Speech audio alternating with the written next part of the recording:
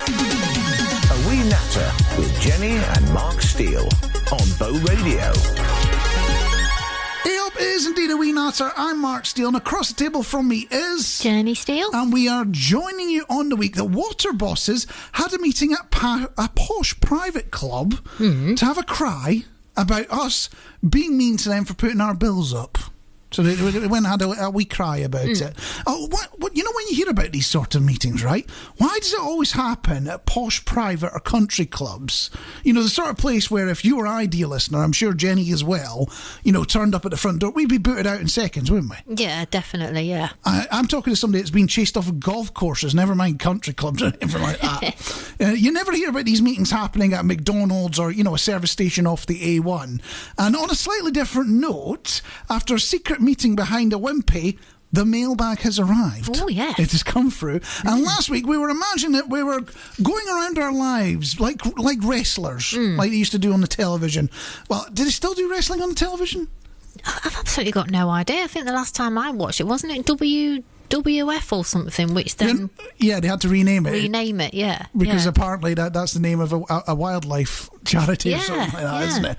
I don't know what it is now. WWE, I think they call it now. Ah, right. World Wrestling Entertainment or something like that. We know what we're doing. Yeah, so we're imagining we're going around life like wrestlers, you as well, dear listener, and everywhere you walk in, a bit of walking music plays in to announce your arrival. So we asked the question, what is your walking music? And a few of you have been in touch with some real good ones. Tony Mitchell saying... Walk This Way by Aerosmith. A bit on the button, but I see what you were going for there.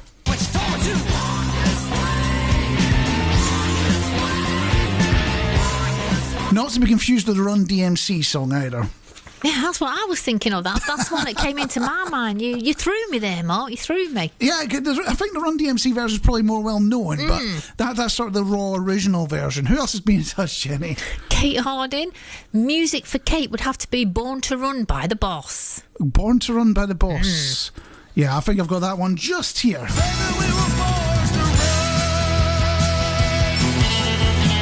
That'd be quite an announcement. Although if you're going to play the music of the boss when you arrive into a room, you've got to be the boss. You have, yeah. You can't do that and then be the tea lady. Yeah. It doesn't really work, does it? Also being in touch, Sam Killip has actually got a couple of suggestions with regards to my walking music. For me, with reference to the Nottingham Panthers being at the Motorpoint Arena, which is Happy Place, I definitely play the operatic version of Play It Back by Sebastian Bon, which I'd never heard of before, dear listener, and it sounds a bit like this.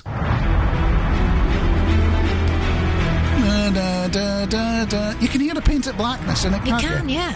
Yeah. Alternatively, I would pick, and you're not going to believe this one when I say it out loud, Crazy Train by Ozzy Osbourne, as this is the entrance music for my favourite ice hockey team in the US, the Boston Bruins.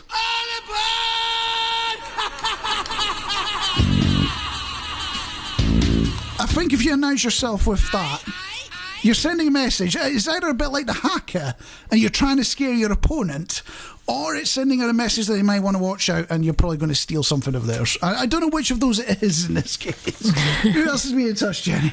Carlin Atwood. Being a big fan of the Searchers that she is, the music would have to be Every Time That You Walk in the Room. Oh. Every time that you walk in the room. You know how we're on a Sunday night at the moment right now? I'm just thinking Heartbeat when I hear that. Yeah, they probably have that playing in one of the scenes, don't they? I'm sure it's been in more than a few episodes. Have you got any other walking music that's been suggested? I've got Samantha Palmer. She quite fancies the Cure's The Love Cats as her music to walk into because it always makes her want to walk and stalk like a cat when she hears it. Oh, and it sounds something like this.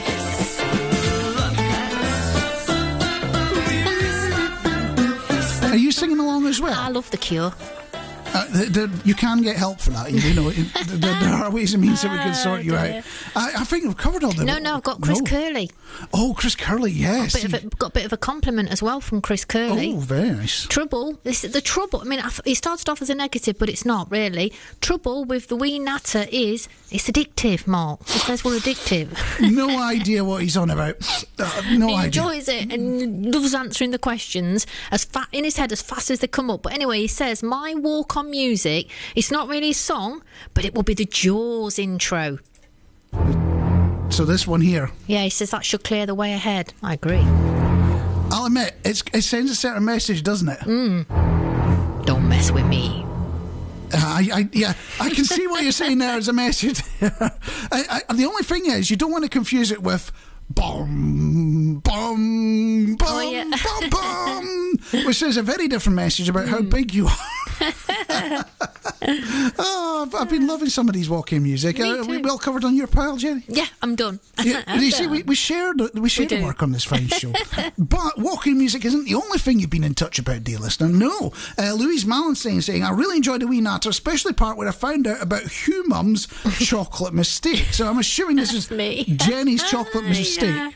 And can we remember, what was your chocolate mistake? I was eating the blocks of chocolate that I thought was just normal chocolate, and I was wondering why my tummy was feeling really bad afterwards. And they were drinking chocolate, so you're supposed to stick it in a mug and pour either water, I guess, or milk onto it. But I was just chunking it down like a bar of chocolate. Oh, I love that. Well, Louise Mallinson saying, a friend of mine once mistakenly ate a bar of her dog's laxative chocolate. She never lived that one down. I'm sure her gut didn't either. And also be in touch with Vicky Fairway. We're saying, I found a quiet hour to listen to A Wee Natter, because you can get it on demand. You don't have to join us live if you're unavailable. There are other ways to get it. And I'm laughing the complaint turned out to be mine. I know the camping ban was tongue-in-cheek. I just thought I'd get my objection in before I end up having to replan my summer. We didn't say it was going to come in right away. Let Louise get a summer out the way first. You know, the election's got to happen, so I Yeah. think you'll be all right for this summer. I think you'll be Yeah. covered. You'll think you'll be fine. I've lost something. She's saying she lost something significant years ago. She lost a necklace that had been bought for her 18th, Oh. which had a pendant and her initial.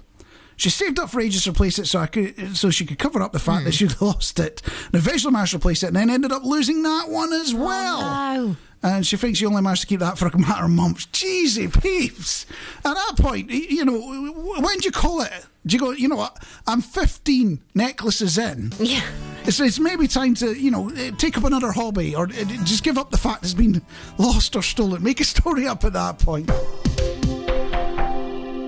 I'm going to ask you a bit of a weird question. It's always a weird question when I ask you, isn't it? Yeah. I never ask you sensible questions, but are you any good at video games? I'm asking you, dear listener, and you, Jenny, as well. No, I'm not. No. No. Well, I've been playing a new game. It involves a pussycat, right? Which sounds made up when I say it, but it's set in some futuristic thing with robots and whatnot. I've been playing it on the internet, so if you want to join in and watch, it's available on Twitch. But it's not the only pussycat game I've ever been involved with. No. I did make one based on my own cat, so my own little black cat, right? And it's the sort of game where you could jump around between levels, a bit like Super Mario or something like that. Or Sonic. Or, yeah, that sort of 2D flat type Yeah. game. Except I got the physics a bit wrong. So what would happen is you'd set the cat to run along a surface, and there'd be a little bump in the surface or Yeah. something like that. And then she'd catch on that bump, and then she'd go spinning into space. And I never figured out how to fix it, so I don't think I'll ever be releasing that game. But anyway, there is a reason I'm asking about video games, dear listener. And a few weeks ago, there was a kid that beat Tetris. Ah. Have you ever played that Soviet masterpiece? No. You've never played Tetris? No. Do you even know what the game is? No. You don't mean Mastermind, do you? No. I genuinely mean Tetris. That woman on the box. No. Why did they call that Mastermind? It was nothing to do with TV show Mastermind. It was all about The woman on the box. It was all about colours, wasn't it? And you get the little pins and Yeah, What? yeah. Calling it Mastermind made no sense whatsoever. If it was a quiz game or something like that, I could understand it. But here we go. No, Tetris, Soviet masterpiece. It's the blocks falling from the sky, and you got to get them in rows, and then the rows disappear. Right, and yes. You've probably seen it, even if you've not played it. Right? It turns out this kid was so good, he broke the game. Wow. Not making up. The game just stopped working. Was he about 9 or something? He was quite young, and it just crashed. You know, a bit like imagine you boss an indie album, right? And they run out of songs, so you get about half an hour in, and there's the band just pops up on the record and go. We didn't expect anyone to still be listening at this point. That's a bit like how Tetris works. You just get to a certain point, it just stops working. Wow. It just crashes. This kid managed it, and they're talking about it on Sky News, as you do. And the presenter said, beating Tetris is not a life goal. go outside. She said that after watching the story. Nice. If we're talking about going outside, it's not for everyone. I learned that lesson a good number of years ago. I was at a thing in Edsall, I think it was, up in Scotland, when I was studying as a student. And when we got into the later years of our degree, they were on to go, right, you've got to become a team. So they sent us away to this place in the countryside, and basically we were stuck there for the weekend. I had to spend a lot of time together. And one of the things that we were forced to do was we had to all make a presentation. So I made my presentation about all the ways I've screwed up and broken things, and how IT systems just basically don't work. I made it entertaining. Yeah. This kid that was in this group, he made it so boring. Even the lecturers who set their lectures at 8 o'clock in the morning, so they don't have to teach it beyond lecture 3, even they were falling asleep to it. Wow. he didn't get out a lot. So we get later in the day, he's done his presentation and all that, and we go for a walk along this little country path, and he trips up. And if it'd been you, dear listener, or me, or Jenny as well, if you trip up, you'd have skinned your knee or something like that, wouldn't you? Yeah. It would just bled or something like that. No. Do you know what happened to this kid? He broke it. No, he didn't break it. He popped his knee out. Oh. He had to get what was it, the gas and air stuff and all that. He had to get it was the tiniest little rock. He just tripped over it. And we never saw him go outside ever again after that. He was like a proper vampire, no colour to him whatsoever.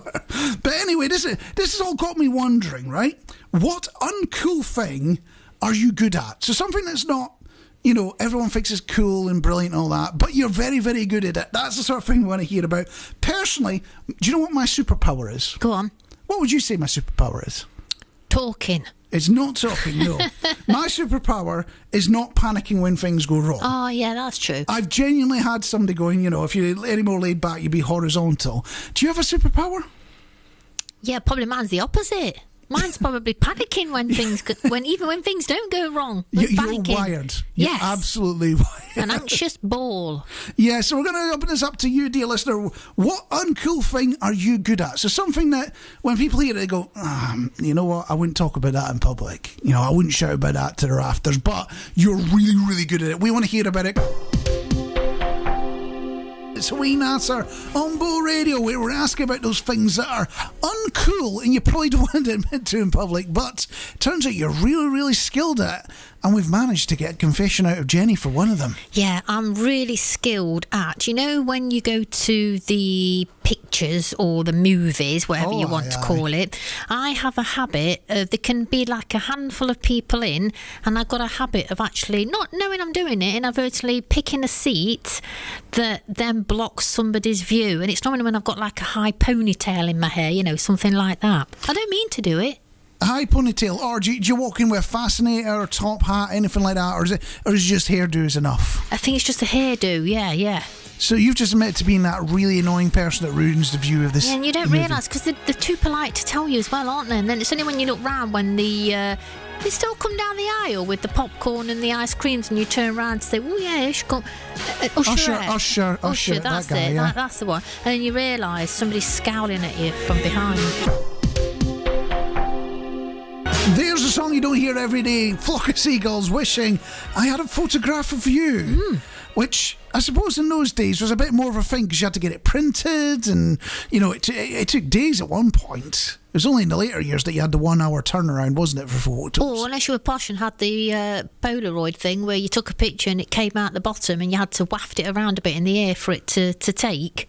Remember them? I do remember Polaroids, and you've just unlocked a more recent memory. Apparently Polaroids are back in vogue again. Are they? You can actually buy, maybe not the old Polaroids as they were, but you can buy a Polaroid now with the instant printing and all that, and you still have to wait for it to develop, etc., etc. It's come back into fashion. I have no idea how, but it has. But then you're going to have to buy a photo album, aren't you, to put them in? Oh, they went right out of fashion. When's the last time that you saw a photo album, or B, that big box of photo albums that somebody keeps in your family that's got all the treasured memories in it, including the ones that you never want to see the light of day again? Yeah, I haven't seen one of them for years. I know exactly where mine is in my family. I'm not telling you where it is. I've got a bit of a weird question for you, dear listener, and for you, Jenny, as well. Are you a fan of the tie? No. Really? No. No, just reminds me of being at school where you used to have to learn how to do your tie. I thought when it came to school, you tied it once. Yeah. Then you pulled it loose. Yeah. And that was how you then put it on, pulled it off. You never retied it ever again. And it would have like 6 years of crust inside it by the time you left school. I thought that's how most school ties I went. have to keep doing it the long way around every time. Then, you get home from school and your mum would wash it and you got to start all over again. And it's really hard to put a tie on, Well, you say that. I know how to tie full Windsor, so I'm like, nah, it's not a problem. It's not hard at all. I mean, I'll wear one if I have to, but I'm not a fan. To the point that I once had to buy an emergency tie. There's such a thing as an emergency tie. An emergency tie, Emergency yes. tie. I had to buy it from a charity shop on the way to a job interview.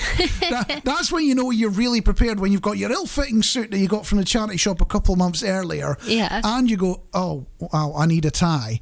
And then you drop by a charity shop again. And it's always novelty ties. What did you go to the interview with, like a Bart Simpson tie? I can't remember what it was, but it was some cartoon character or something like that. Did you get the job? I did get the job. Oh, I don't know wow. how. But anyway, it turns out wearing ties might be bad for our health. Because after a bit of mucking about, some boffins have decreed that wearing a tie can drop your blood flow to your brain by up to 7.5%. Wow. 7.5%. Explains a lot of the managers I've had over the years. Some of the decisions they've made.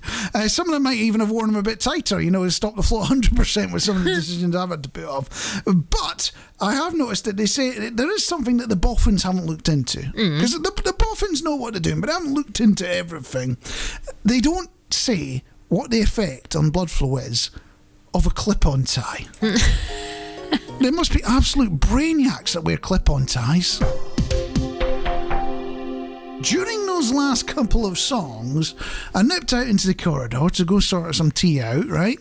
And I just see this little wisp in the shadows, a little bit of movement. Yeah. And when you see that, and you're not expecting anyone else around, the hair on the back of your neck just sort of stands up, doesn't it? It does. It gets a little bit worrying.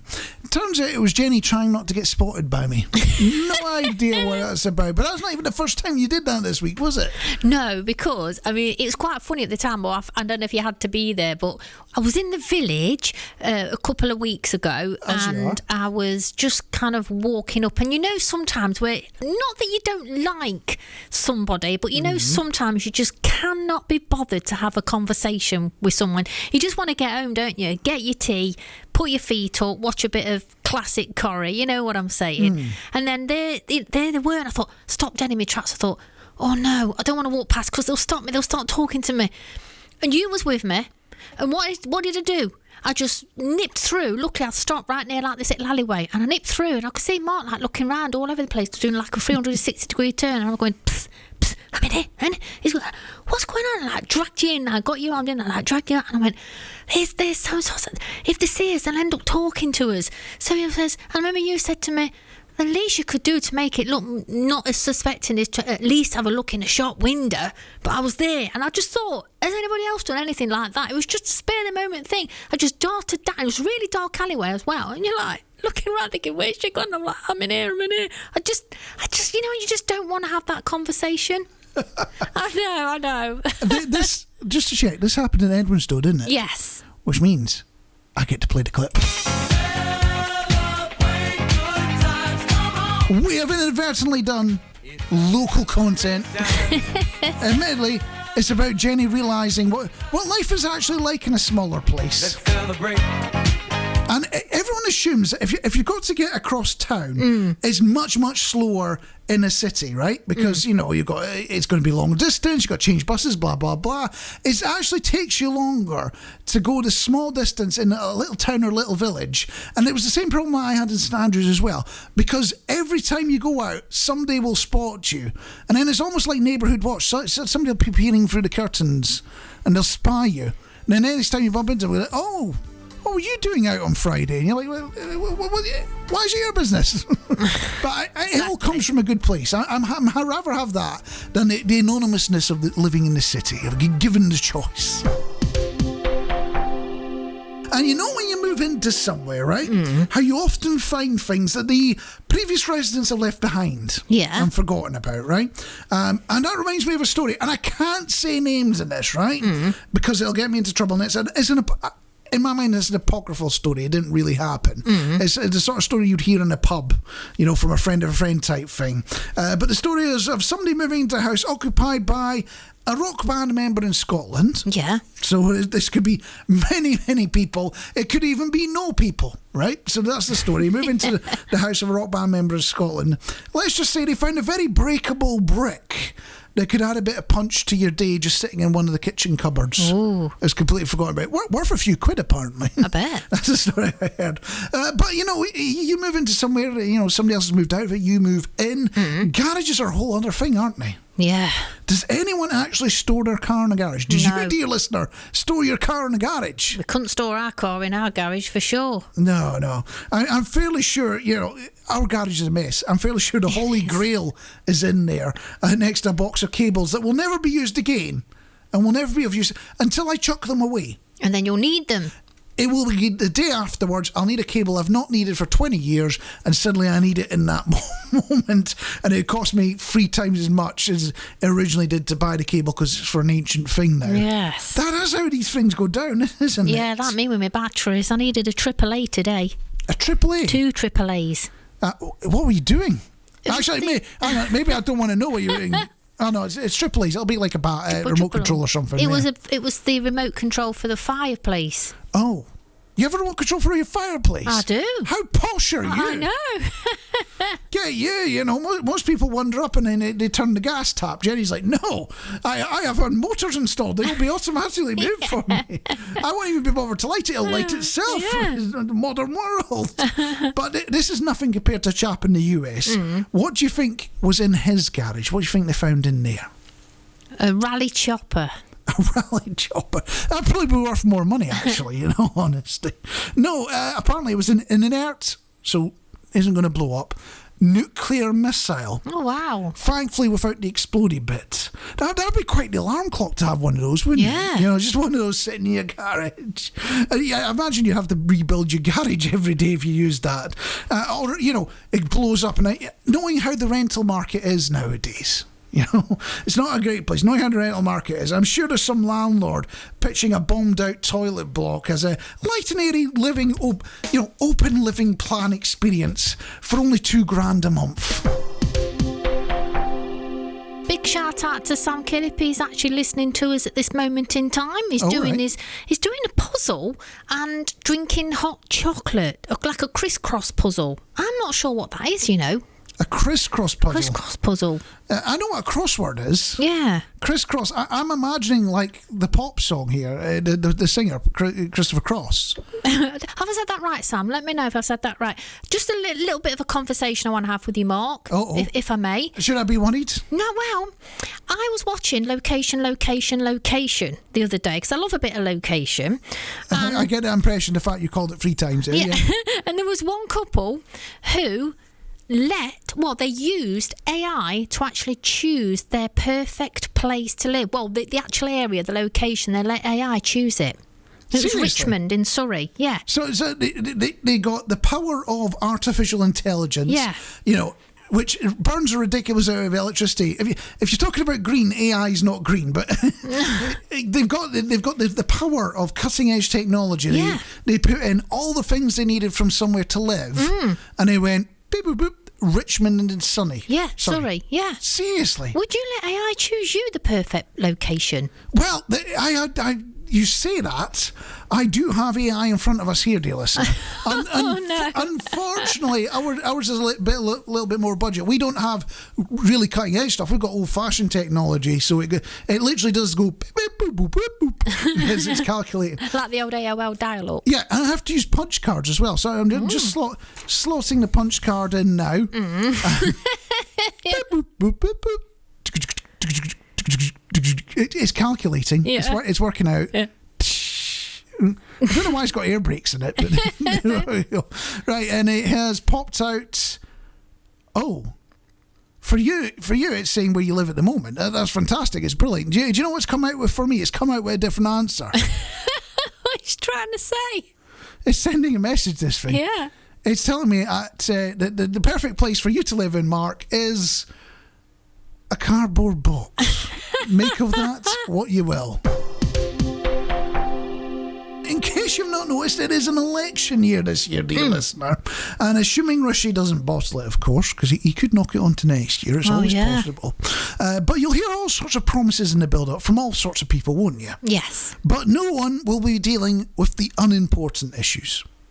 They'll be dealing with serious, important issues, and that's understandable. Nobody is dealing with the unimportant issues, but we want to change that. We want to bring Power to the people! as part of something we call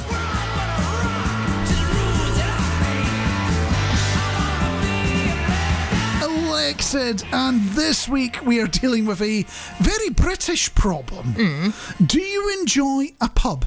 Yeah, I do. Well, it depends what type of pub it is, really. I mean, you know me, I like a posh pub, country setting. Oh, with the wingback chairs and a fire and things like that. Yeah. And there's free seats, and 2 of them are booked out by the same people every day, and if you dare sit in them, it's the end of the world, and you'll be murdered. It's as simple as that. Yes. You're talking about that sort of nice, quaint country pub. That's the sort of thing. Well, sadly, a lot of pubs are closing, whether they're quaint country pubs or they're flat roof specials. It doesn't matter. A lot of them are closing. We're not going to fix that. That's a serious problem. We can't deal with that, right? Even for a wee natter, supporting alcoholism, it's just a bridge too far, isn't it? Yes. We can't deal with that. Pubs, when they are closing, are getting replaced with shops and flats and things like that. So you end up with, it's not a pub, but I did once see a Church of Tesco. Did you? It was just off of university campus. Was an old church that had been changed into a Tesco supermarket. Wow! You could walk in and buy your groceries, and the big man would look down and go, "Yeah, you made a good choice." That's how it went down. Or the Church of Greg's, or the pub of McDonald's. There's a lot of pub and McDonald's, weirdly enough. Yes, I've seen a few of those. You've got the problem of converted pubs, and they become new things. But when they do that, quite often they leave the sign up, don't they? Yes. So here in Edwinstowe, which, because I'm mentioning Edwinstowe, I get to play the clip. Because we're touching on local content. Yeah. But here in Edwinstowe, there was the old Jug and Glass. Yeah. Which had been closed for a very long time. It's been converted into flats for a very long time now. But it's a bit confusing, because you stand outside the front of it, right? And you're thinking, wow, all right, that's a pub. And you're thinking, I can go in there. And you open the front door. And I'm telling you, I didn't get a Pina Colada when I walked in. I asked for one. I didn't get one. I got to put it out fairly quickly. So the fix I have, that when you have an old pub and you convert it, so this is going to become part of the People's Manifesto. So when you have an old pub and you change it to a new use, you can't leave the old signs up. You've got to rename the pub. Yes. So you've got what used to be a pub. It's now a supermarket. You can now call it the unexplained item in the bagging area. Yeah. That'd be quite a sensible name. You would know it's no longer a pub, but it used to be a pub. It sort of ties it together, doesn't it? Yeah. Or it becomes a block of flats. Used to be a pub, now a block of flats. You call it something like the Comfy Sofa. Yeah. It's quite a nice name. Used to be a pub. I'm not going to get any food or drink in there, but it's nice to know that. You can see the history about it. So that is what we're pledging in the People's Manifesto, is that when things are converted to pubs into other things, they have to change the sign in the name. Snoop Doggy Dogg, Charlie Wilson and Justin Timberlake. It's signs. Can I say something? Go for it. Do you know, when I was just listening to that, because that's one of my favourite records, you know what thought came into my mind? I was thinking so much I didn't hear the phone ring. Sorry about that, Hank. I was really in the zone. Do you know what I thought? What do you think? I wish I could rap like Snoop. You wish you could rap like Snoop? And then I thought, shall I set myself a challenge for everybody for next week? I might just learn a line from that song, from that particular song, and I might try and rap it like Snoop. What do you think? I mean, Snoop has rapped on a lot of records for a long time now. But I like that one. Oh. You're not going to go for California Girls, or you're not going to go for a Dr. Dre special or anything like that. You're going to go with that one. I might just grab a line and just see if I can rap it as well as Snoop did. Well, you see, Snoop, he's called Snoop Dogg now. He's originally called Snoop Dogg. He was Snoop Dogg Snoop Lion even for a little while, wasn't he? Was he? Yeah, he called himself Snoop Lion for a while. No idea why. So I'm wondering, what would your rapping animal be? if you had to pick one? Oh, wow. Well, you know I love cats, but I love sheep as well. Maybe you could, like, put them both together. Sheep, cat. The sheep cat rapper is going to come. Sheep cat or cat sheep? Well, Sheep cat. While you're working that out, I'll tell you, dear listener. You can be Justin who is it? Justin, I want to say Trouser Snake, but it's Timberlake. not, is it? That's the one.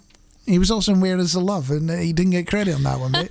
So while you're working out what your rapper name is going to be, because clearly we all need a rapper name, don't we? That's a good question, that. I like it. I will inform you, dear listener, that our out-of-date quiz will be coming back. Yeah, we are going to be doing it in just a moment.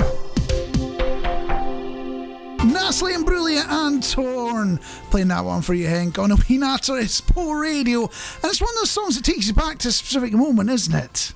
Go on. It takes me back to this the late 90s, and it takes me back to a time when I was living in Manchester, of all places. Yeah. And you had that, and the other thing that you couldn't get away from was Oasis. Everywhere you went was just Oasis, Oasis, Oasis. About 20 odd years later, finally starting to get over that fact and going, you know what, I can listen to Oasis again now. But it was just so much Oasis at that time in Manchester. It was ridiculous. Do you know what that song's always going to remind me of now? What's it going to remind you of? The mouse has just died. The mouse is just... Your mouse died. What's going on in the studio tonight? The clock's like going round and round, and the mouse died. Yes, so we're working in a high technology, high quality operation here, dear listener, where I hit the play button for the song using the high quality computer mouse made by some people called Belkin, right? Mm-hmm. So I clicked on it, and then the lights went out. It just went, you know what, I'm going on strike. You know, it's taking industrial action. It's given up. It's not going to start working again until I give in. And I don't know what its demands are yet. It hasn't actually sent them over. It's just gone on strike. I don't know. And then I was just like chatting to another colleague about this, and they thought I meant a real mouse. It's like, what, in your shed? I was like, no, the meesk in the studio. I was in a computer mouse. Computer mouse, computer. Yeah, not to be confused with an actual mouse. Oh, no, computer mouse. Because I think if they took industrial action, I don't think we'd be too worried about it. But also, you were talking about your rapping name before we played that song. Yeah. And we've had a wonderful suggestion from Hank saying Cattle Cat. Cattle Cat. Yeah. It's catchy, and it's the sort of thing that you will definitely get at least a novelty hit out of. Yeah. And if you do it at Christmas, you can be loaded for the rest of your life. You are. That is sound financial advice from A Wee Natter there, dear listener. And we did promise you a little quiz. Oh, so yes, I wrote a quiz. It was a good while ago. It was written while Her Maj was still in charge of the country and all that. Mm-hmm. I haven't updated any of the answers, so a few of them might be out of date, but we're still a few months away from any that could be problematic. We're working our way through them. But this week's question: what species was the first animal in space? And you've probably got an answer. You're probably thinking of an answer there, and you're probably wrong. There's one to think about. So, what species was the first animal in space? Do get in touch with your answer, and we will discuss who was flying before even the humans considered getting into those rockets. We're kind of strange like that, aren't we? We'll let the animals go first, see how it goes, and then we'll maybe consider going afterwards. We are doing our ancient quiz that was written a long, long time ago. It's not completely ancient. It's not like I found it was written in the 1950s when everyone talked like this on the radio and that sort of stuff. It is from about 10 years ago, dear listener, but some of the answers are a little outdated. But this one is not. We asked what species was the first animal in space, and a couple of you have been in touch. Cheryl Warner's been in touch, and says she thinks it's a dog called Laika on Sputnik. The Soviet dog, Laika. Yeah, Laika. I'm sorry about that, Cheryl. Who else has been in touch? Stephen Hall says it was. He thinks it was a dog sent up by the Russians, and then his next line was, "But probably not." Well, he got the probably not bit right. It's not like. And he's like, I don't know. Well, everyone thinks it's a Soviet dog because that was in Sputnik, wasn't it? Yeah. The one that went beep, beep, beep as because it orbited. That was the difference. But the first animal in space, it wasn't the apes and it wasn't the dogs. It was the fruit fly. Oh. That was the first animal. Went a few years earlier, and apparently the main reason for going up there, and this is the formal wording on it, was because it's a good analogue for humans. So apparently, if you compare all the species of animals that there are out there, and you speak to a scientist about it, apparently one of the best options is a fruit fly to figure out if humans are going to survive. Well, if the fruit flies can manage it, that's how we determine it, and that's how we found out humans can live inside bananas and apples and things. It is A Wee Natter on Bow Radio, where we asked about the first animal in space, and there was a couple of errors that I made there. One of them is I forgot to shout out Henk for guessing the correct answer and telling us it was fruit fly. And the second one is Jenny didn't like that question, apparently. No. And I'm in real trouble now, am I? Yeah, well, of course I'm thinking about that poor dog now, because he never came back down again. Like the dog? Yeah. I'm sure he... This is it.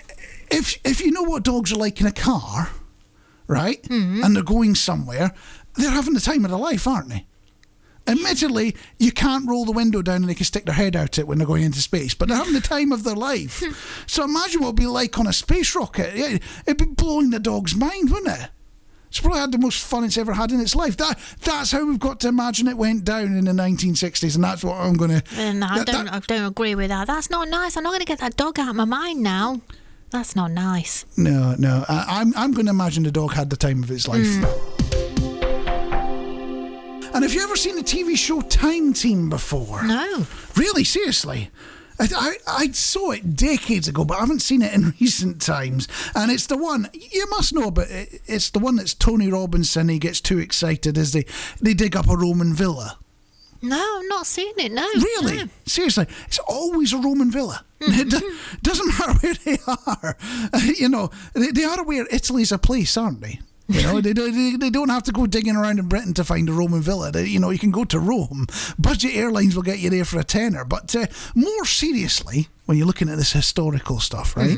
Boffins have been doing some serious research into those trenches that they'd been digging around, and found something disgusting the Romans did 2,000 years ago in Britain. What are you thinking they could have done? Had a number two. No, it does not involve deposits. And I'll tell you, dear listener, I've even written that line, it does not involve deposits on the script, because I thought that's exactly where Jenny's going to go when I ask that question. But they did bring us something new, all the way to Hadrian's Wall. Oh. They couldn't be bothered to go north up to the Antoine Wall. Are you aware of that one? No. Everyone knows about Hadrian's Wall, which is the Roman wall that they built to keep the Scots out, right? And it's in somewhere like it's like Cumbria to Newcastle. It stretches across that bit of northern England. Yeah. But there is another wall that the Romans built even further north that runs between the Clyde and the Forth rivers, and that's the Antoine Wall. Oh. And as a Scot, I'm kind of glad that they didn't bring this thing all the way up to the Antoine Wall. They brought. What do you think it was? It's not deposits. It's bed bugs to the UK. Oh, lovely. Are you feeling itchy now, dear listener? Are you feeling itchy now, Jenny? You'll be hearing the ghosts of 2,000-year-old bed bugs scratching away while you sleep tonight, and I will not apologise for it. The moment I see or hear the Lighthouse Family, I just go into like a 1,000-yard stare flashback. And it's not because the Lighthouse Family are bad or anything like that. They do quite catchy wee pop songs, don't they? It's because I used to work in a place that had Lighthouse Family and UB40 gold records everywhere. Anywhere you turned, you go to get a coffee, you'd go up into the office, you'd go for a tinkle, you'd step off the toilet, and then there would just be UB40 inside the stall. I thought you were going to say it's because you used to live in a lighthouse. I did not live in a lighthouse. I think it's put me off the concept of living in a lighthouse, because I've just had so much Lighthouse Family doing me. Nothing wrong with them. It's just you just saw so much of it every day. And something was on your mind, Jenny, wasn't it? Yeah, a bit controversial. But kids in pubs, do you think they should be allowed? Kids in pubs? Yes. What brings this question? Because I know when I used to go years ago, they used to be allowed in only like certain parts of the pub. So, if it was like a family diner and there was like a soft play or whatever, kids had to stay in a certain section of the pub. There was out with a family having a meal, okay. But it seems nowadays that kids can go absolutely anywhere they want in the pub. And I was having a drink a couple of nights ago. Whoa. I'm not saying, well, obviously I won't say where. Okay, go for it. There was like this, I think it was just crawling, like a baby that was crawling. It was just crawling all over the place, and people were trying to walk by and dodge it. They got trays of drinks in the hand, or maybe drinks in the hands that's not on a tray. They kept having to look down and try and dodge it, and I just thought, is this really something that you want to have? Because all it would have took was somebody to have a trip. There could have been glass shattered, and there could have been a nasty accident. So I just thought to myself, to me, this don't look on. In certain parts of the bar, in like a family seating area where everybody's dining, but to kind of have it all over the bar, then to me that's not quite right, because it was a bit of a health and safety. The baby was a bit of a health and safety issue. Well, you see, I don't think that's a problem with a pub there. I think that's a problem with letting the baby run loose in a public area. If that happened in a supermarket or something like that, or a coffee shop, you'd have had the same problem. But my view on where kids should be allowed in the pub and things like that, my view is, honestly, so long as they aren't in the vending machine for the cigarettes, I haven't got a problem with them being there at all. It's the song that inspired me to learn to play the piano even. Vanessa Carlton, 1,000 Miles. Do you know how well the piano playing's going? Not very well. Yes, the keyboard is currently in the garage gathering dust. It's one of these things, I genuinely want to learn it. I want to sit down and do it properly. But I was learning from a book, which is probably not the best way to learn a musical instrument, but learning from a book, which meant that you just lose patience, and you just get annoyed with it, and you're like, oh, what am I doing wrong? And you can't ask a book that question because it won't answer you. No. I've tried. And the other question we were talking about was to do with pubs, and apparently I said I have no issue with kids being in a pub so long as they're not getting into the vending machine for the cigarettes. Turns out that's not a thing anymore. And hasn't been for a long time. So either I'm visiting some very old establishments or I'm not paying attention. Apparently it's all about vaping nowadays. That's what the underage kids do. And on that note, that's about it for A Wee Natter. We'll be back again next week, 7 o'clock, live on Bo Radio. It is the fun, live, exciting way of doing things, complete with music and things as well. But if you decide, you know what, I've got better things to do on a Sunday night, that's understandable. You might prefer Antiques Roadshow. I get it.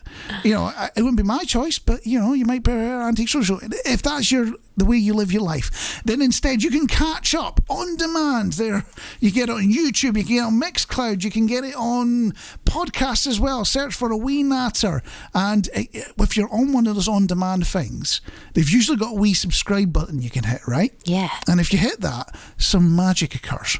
So every time a new episode of A Wee Natter is released out, it emanates out from wherever we create it, then the moment it is made available, it will go ding onto your device as well.